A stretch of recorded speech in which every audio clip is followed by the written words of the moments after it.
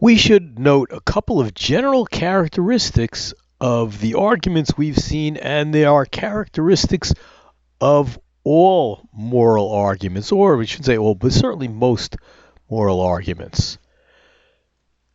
The first characteristic is that each argument relies on a general principle of morality, like the first statement in this case. Let's rewind and take a look at the arguments and see how this applies. Okay, here's the first argument. Look at the first principle. We ought never harm anyone. Moral principle. Let's go down second argument. We ought to keep our promises. We ought to. It's right. It's the right thing to do to keep our promise. Moral principle. Third argument. We ought to obey or respect our parents and teachers.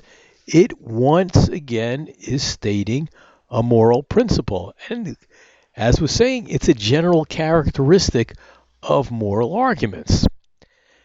Then each moral argument also uses another premise that states a fact and that you're applying that state of fact, the moral principle to that particular fact. What are we talking about here? The second statement. Let's roll back to first argument. The first premise is that moral principle. Second premise is if Socrates escapes, if Socrates does something, he jumps bail, he leaves, then he would do harm to society. That is, we're seeing that he's doing something that moral principle applies to. He'd be harming society, and the moral principle is about never harming society. Second argument, let's look at that second premise. If Socrates escapes, he'd be breaking a promise, right? If he escapes, then he'd be doing something that's covered by that first moral principle.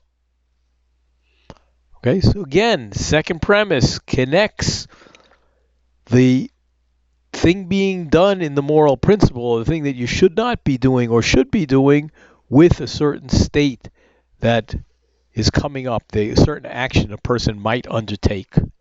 Third argument, second premise again, if Socrates escapes, he'll be disobeying society. And the moral principle was that you ought to obey society. So it's connecting, the facts that the moral principle is telling you should or should not do with a certain activity about a certain individual. So that's a general characteristic of moral arguments. Now, in his article, Frankena explains several things. One, he says the pattern that we've just looked at, this is the normal pattern of arguments for a moral position. Secondly, what's interesting about these arguments is that these kinds of arguments, these types of arguments, lead to a person's asking for a justification of the moral principle or rules. That is, for the argument to be a good one, that we have to have reason to think that is a correct moral principle.